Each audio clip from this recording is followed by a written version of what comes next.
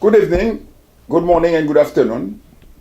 Thanks for the privilege of your time, and welcome to the SALVANT Report on 4Diaspora TV. My name is Le Grand Parisien Salvant. In 3 days, the invasion of Ukraine by Russia that was supposed to be a 3-day military walk will hit his 5th year at 5:01 local time on February 24th, 2026. According to a document prepared by the Russian general and submitted to Kremlin, they said that it would take at least a week. And it was supposed to be a military walk. On February 24th this year, the full-scale invasion of Ukraine will really reach a grim milestone, gliding into his 5th year. For Ukraine, this was his continuation of Russia's 2014 invasion. For Russia,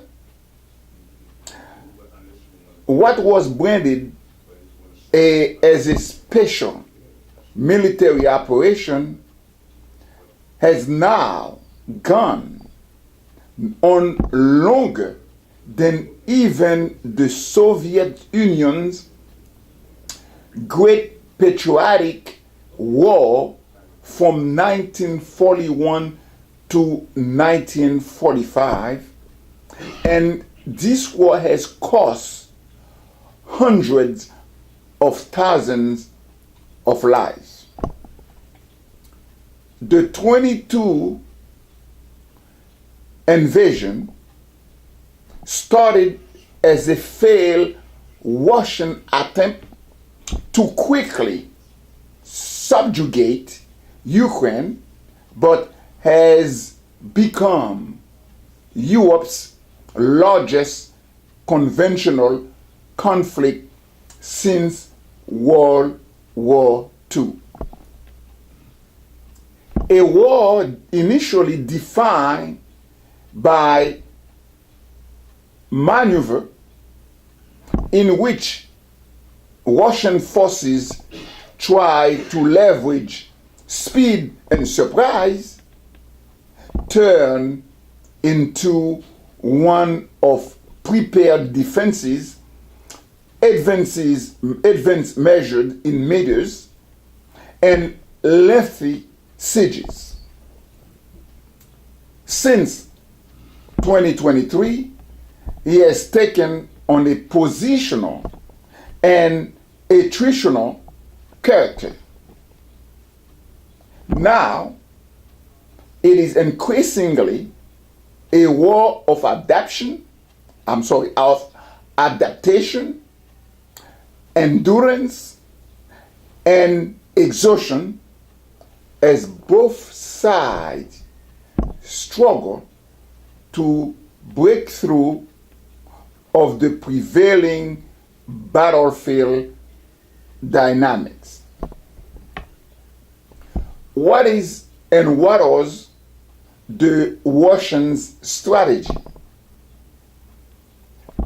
What is and what was Russians' strategy? Moscow hopes that sustained offensive pressure will eventually result in breakthroughs, or that his bombardment strategy against Ukraine's critical infrastructure will make it difficult to sustain the Ukrainian economy and force people to flee Ukrainian cities. What about Ukraine's? The Ukraine strategy, with advances in its long-range strike capabilities and a scaled-up strike campaign against Russia's energy export infrastructures, Ukraine seeks to make 2026 the year when Russian finances reach a breaking point and Moscow must substantially revise its demand at the negotiating table. Ukraine's goal is to make the war futile for Russia by minimizing territorial losses, pushing Russians' casualties higher than the number Moscow can recruit, and increasing the economic costs such that the war is unsustainable. Two different strategies. Are we talking about the breakthrough now?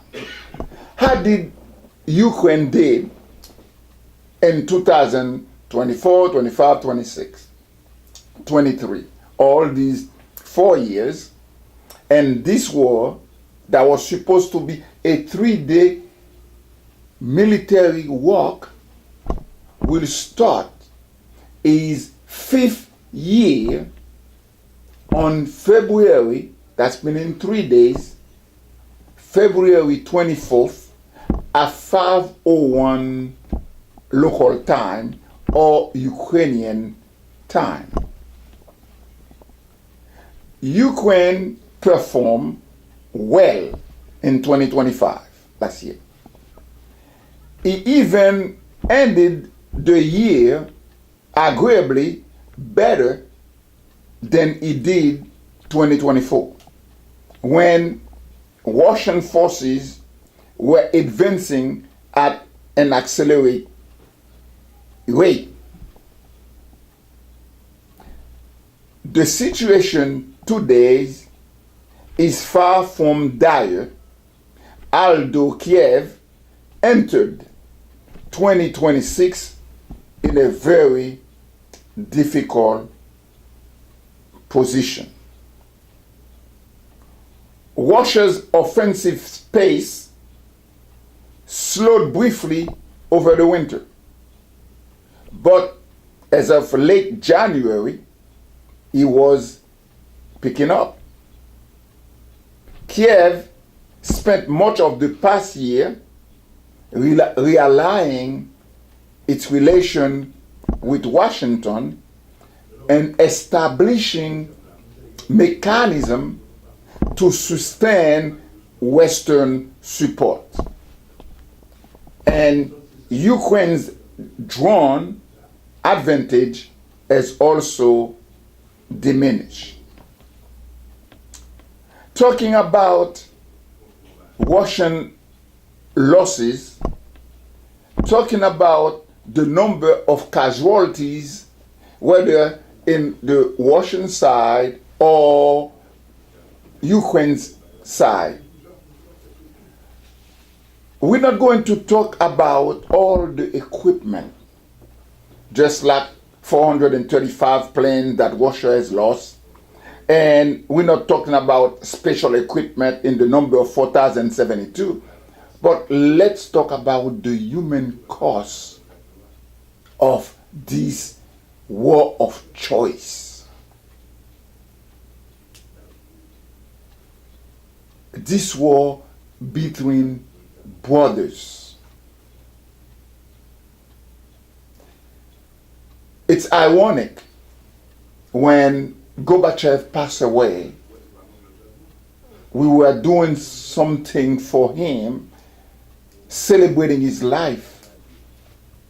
And we found out that his dad was Russian and his mom was Ukrainian. And now Russia and Ukraine are fighting a war where the human cost is very high. According to the last report,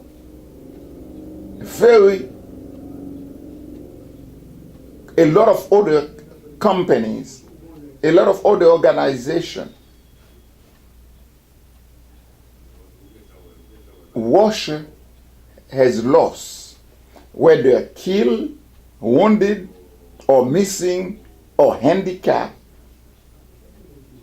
The Russian casualty, 1,257,740 military personnel. Let me repeat that for you again, so you can have an idea of the human cost of a futile war, a war between brothers. You can see, due to the leadership, the lack of leadership in the world, where you have those old people leading us to war, Russia has lost, according to several credible sources, 1,257,740 people killed, wounded, handicapped, and missing. When we go to the Ukraine side, it is between 500,000 and 600,000 Ukrainian military casualties. And in there, you include those who were killed, wounded, and also missing. And when we go all the way inside, now we're talking about military personnel. What about the civil population? The innocent people living their life, they don't have anything to do with that war. We have in the Russia side 7,245 people killed. That's the civil population. For Ukraine, it gets to 15,954. And the thing that makes it very hard, beside all these people being killed, but also you have a brain drain. At the beginning of the war, 1 million people left Russia, so for economic or political reasons. And some of them have come back. Between 15 and 45, it depends on what statistic you're looking at. But Russia has lost due to people leaving the country between 550,000 to 850,000 people. They left Russia, and they've never gone back. And we're talking about an educated elite. What about Ukraine? Because of this invasion of Russia, because of this war, we found out that 10.6 million displaced Ukrainians, 10.6 million displaced, or before the war, the population of Ukraine was 44 million.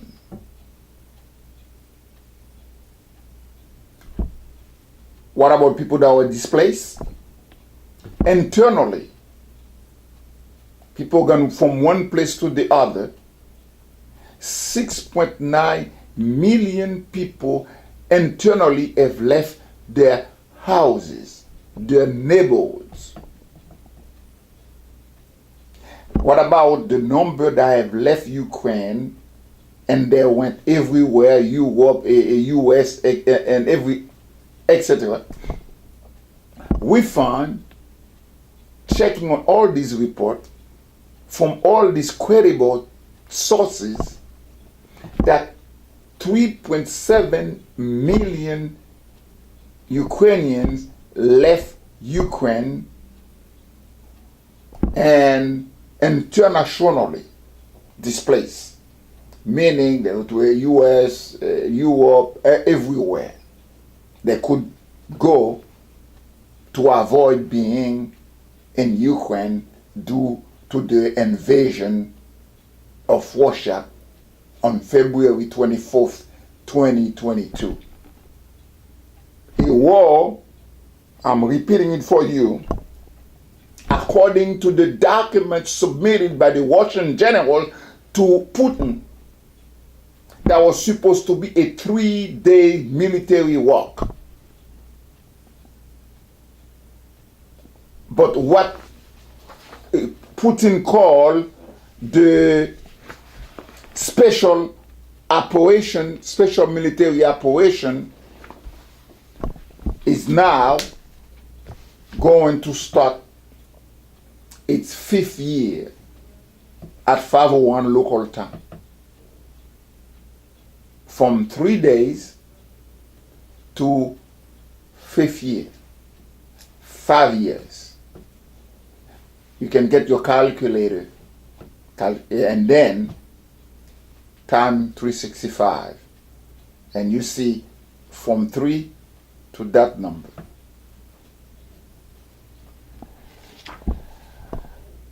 It's a report card that we will call a war report card that we look at to give you an idea of the consequences of war. And according to Hegel, what we learn from history is nothing from history. As the US, as we speak, are preparing to attack Iran for Israel. This is Israel's fight, not the US. And Benjamin Netanyahu have been trying for 30 years to put the US and Iran in a war. And I think he's succeeding.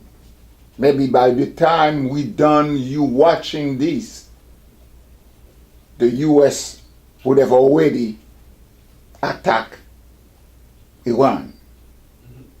What would be the consequences? We don't know.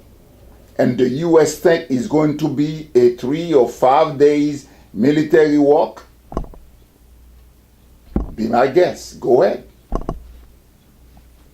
The invasion of Ukraine is an example from history. 3 days now are going to be 5 years. That's exactly what Hegel said. What we learn from history is nothing from history.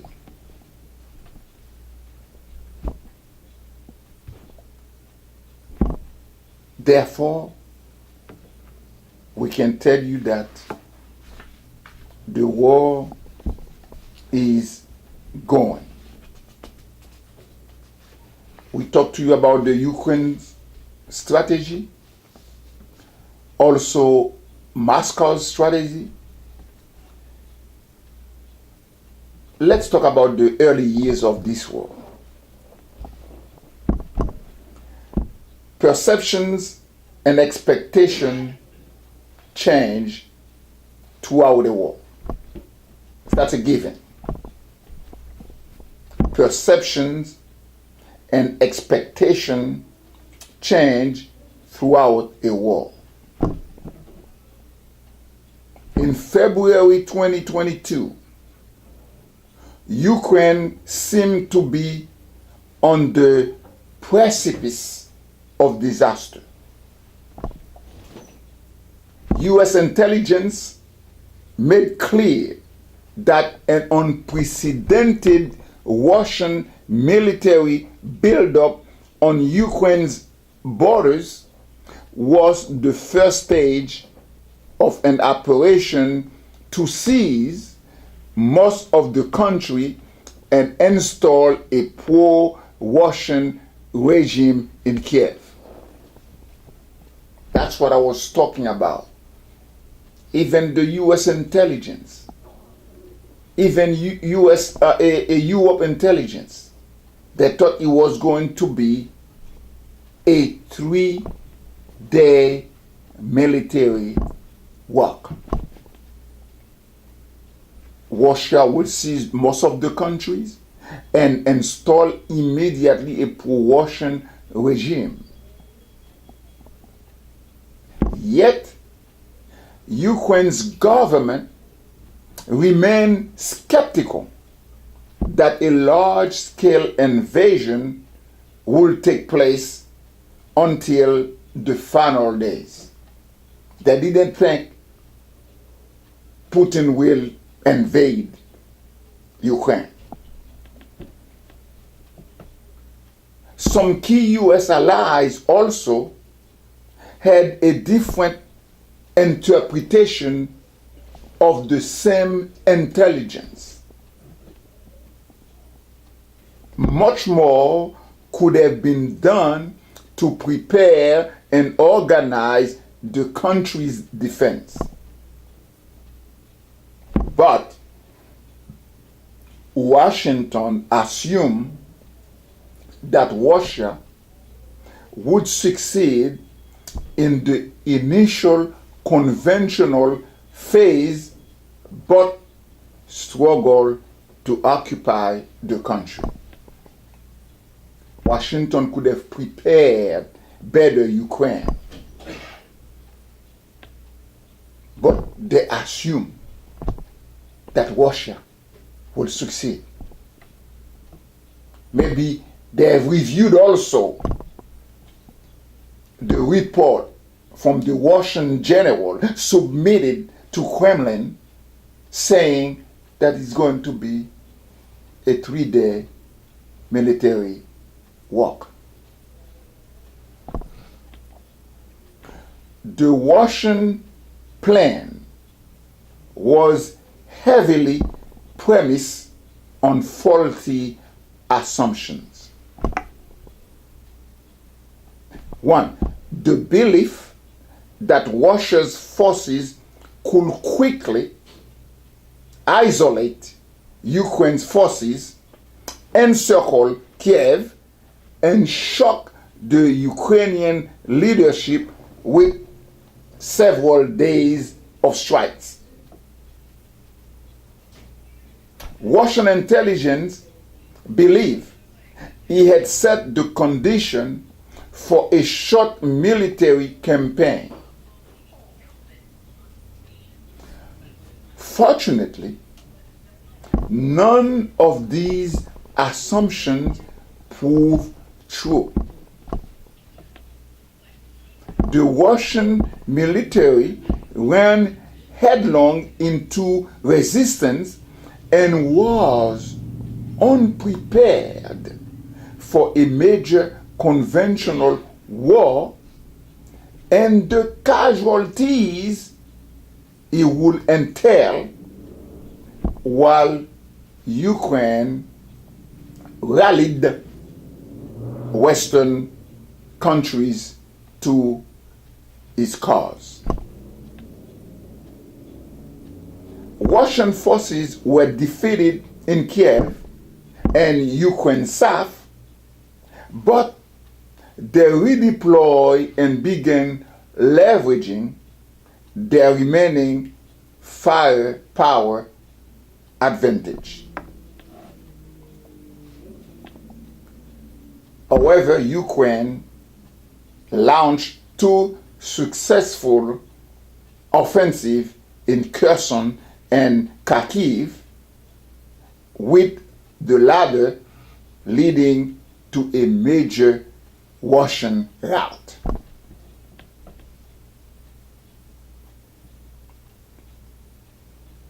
What is Ukraine's goal is to make the war futile for Russia. That's where we get our title, Ukraine's War of Endurance. That's his goal. That's the goal of Ukraine, is to make the war futile for Russia. And costly too. Because if we talk about how much money Russia is going to need to replace all this equipment, it's a lot. Anti-aircraft warfare, Russia has lost 1,300. Helicopters, 247. Cruise missile, 4,214. Ships or boats, 29.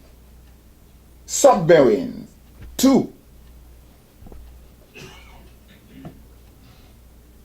Armored fighting vehicle, 24,057.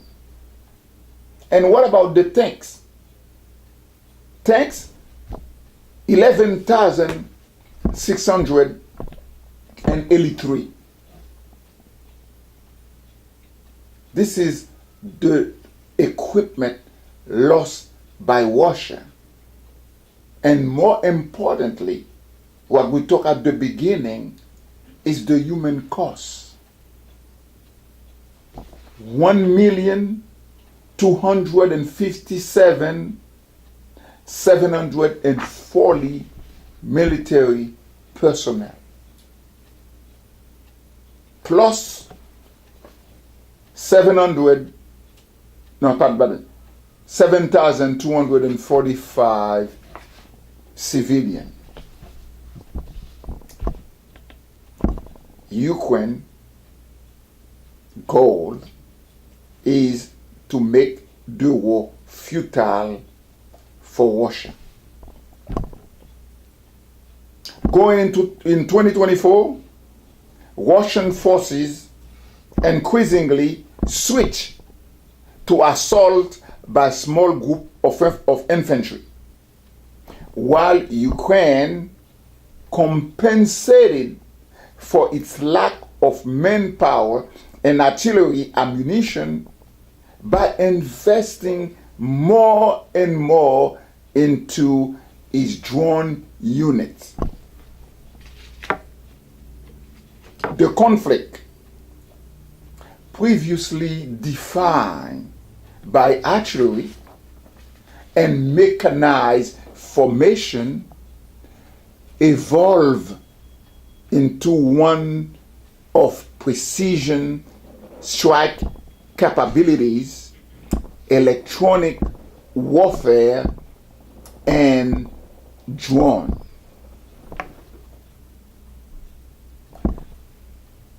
Both Russia and Ukraine continue to deal with the typical problems of war, even though both Russia and Ukraine continue to deal with the typical problems of war. Manpower, munitions, force generation, command and control, and defense industrial mobilization. Both prepared defenses, mines, and artillery remain important factors on the battlefield.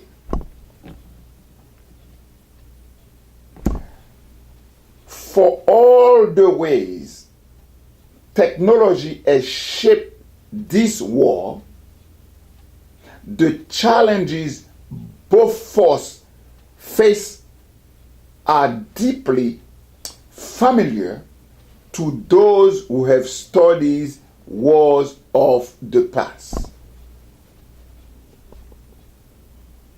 For a brief moment, Ukraine's 2024 Kursk offensive seems to restore maneuver to the battlefield, but it failed to change the prevailing dynamic and turn into an extended defensive battle.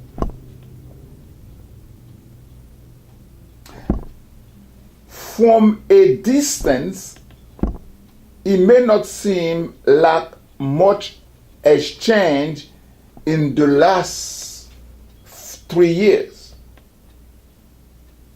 But because of technological innovation and new tactics, the battlefield changes and evolves every 3 to 4 months.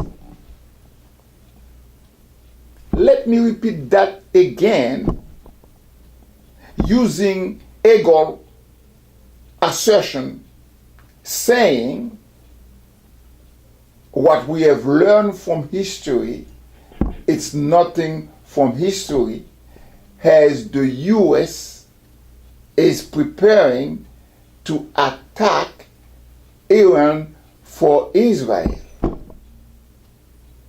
This is Israel war that Benjamin Netanyahu, now a war criminal, have been trying for 30 years. Wanted US to get into a fight to have a war between those two countries. For some reason, except Barack Hussein Obama, maybe Israel Mossad didn't have anything on him, it didn't play in the hands of Benjamin Netanyahu.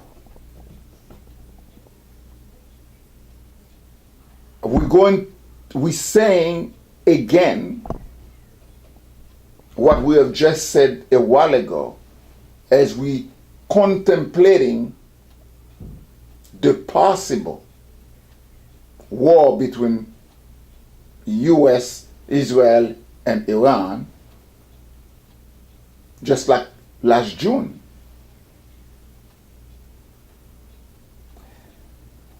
For all the ways technology has shaped, for all the ways technology has shaped this war. We're talking about Russia's and Ukraine war. The challenges both forces face are deeply familiar to those who have studied wars of the past. That from a distance, it may not seem like much has changed in the last 3 or 4 years. But because of technological innovation and new tactics, the battlefield changes and evolves every 3 to 4 months. Welcome to Iran, USA. Ukraine has leveraged Western intelligence, materials, capital, and technology to help offset Russia's advantages. However, Moscow has mobilized its resources, including a large reserve of equipment inherited from the Soviet Union, and it will not still be in the war without the support provided by China, North Korea, and to a lesser extent, Iran. And we're talking about Russia, which is firepower.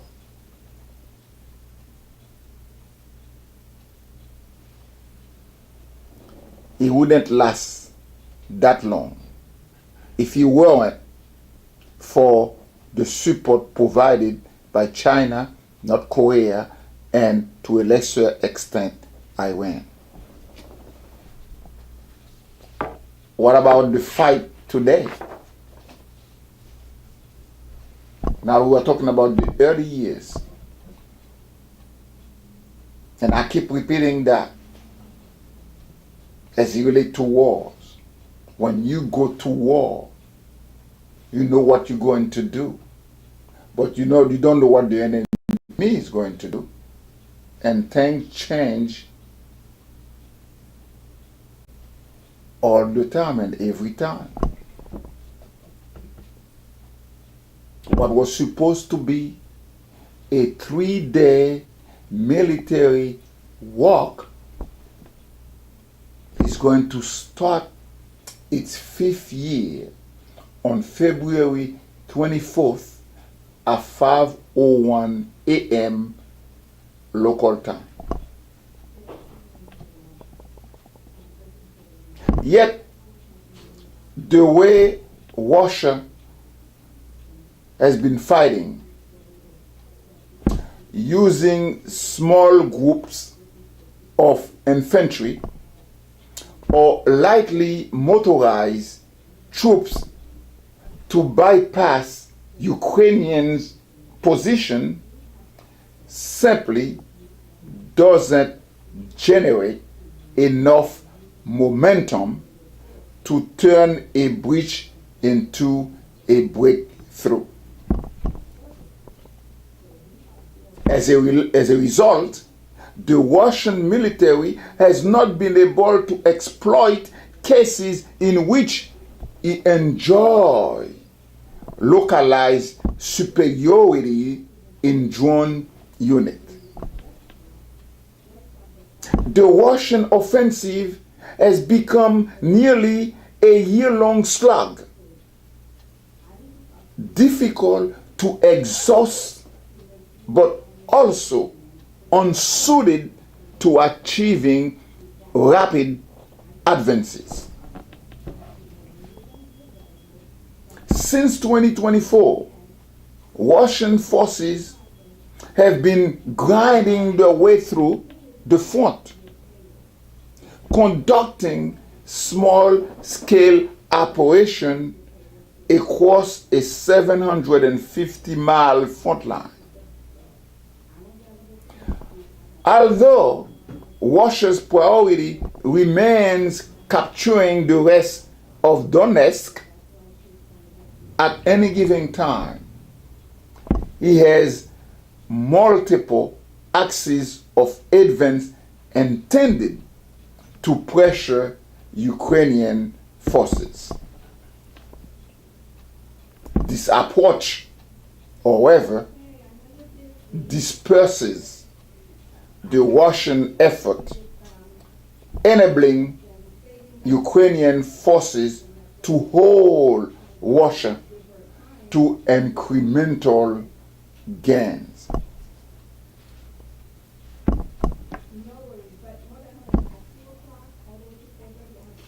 This includes roughly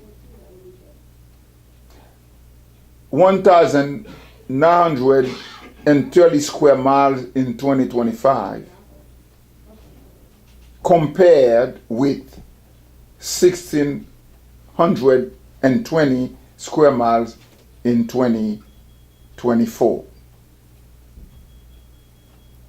This undoubtedly why Putin wants Ukraine to cede the region in negotiation to avoid the lengthy fight. It's a very small percentage of Ukraine's territory that Russia has taken. And given the incremental nature of the gain, Russian forces will still have a long struggle ahead of them just to capture the rest of the Donetsk. In 2026, as Russian forces continue to try to push into Donetsk, the concern for Ukraine is that focusing its defense there could allow Russian forces to make accelerated gains in other regions where Ukrainian units are weaker.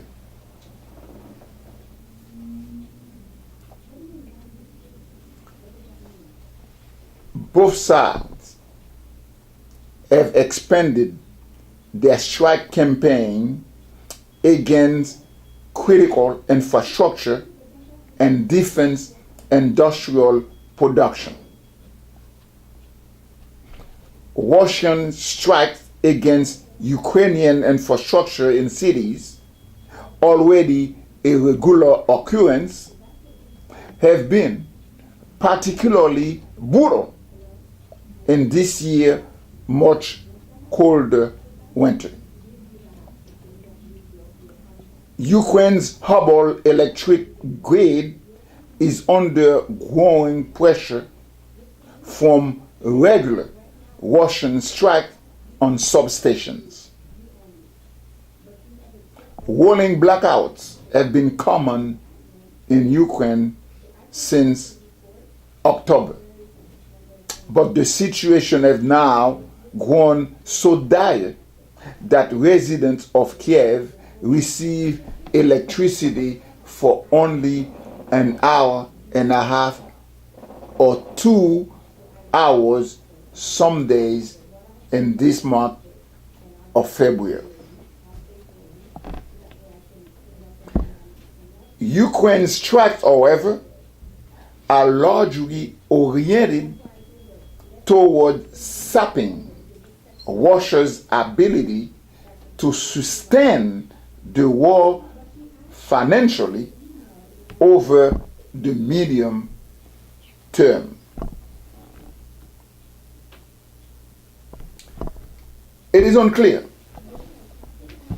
how long Moscow can continue spending 40% of the government budget, the equivalent of close to 8% of its GDP, on its military and the war.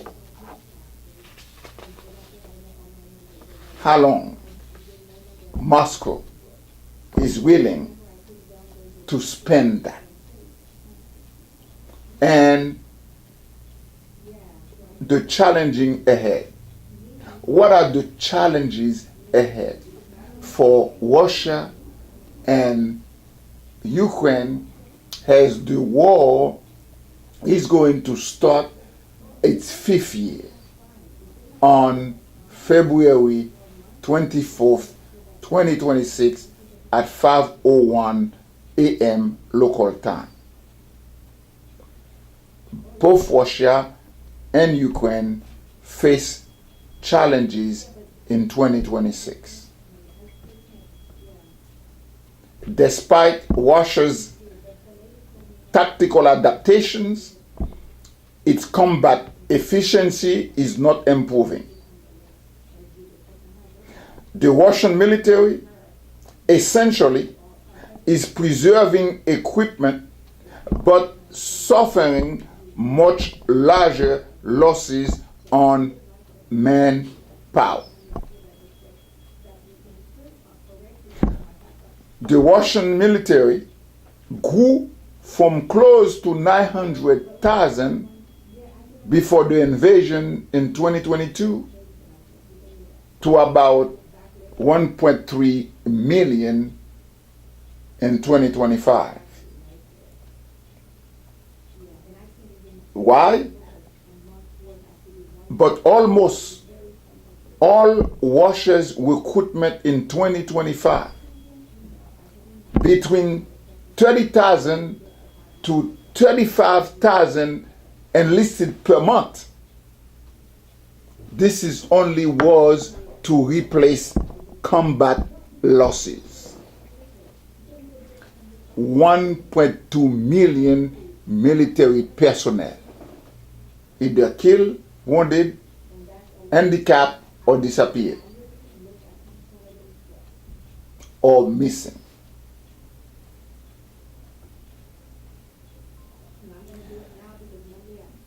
We have seen the casualty rates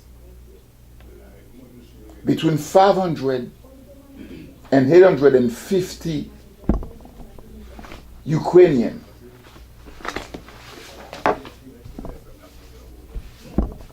I'm sorry, 500,000 to 600,000 Ukrainian military casualties.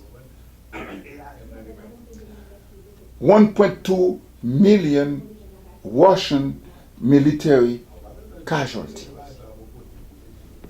And the question is why?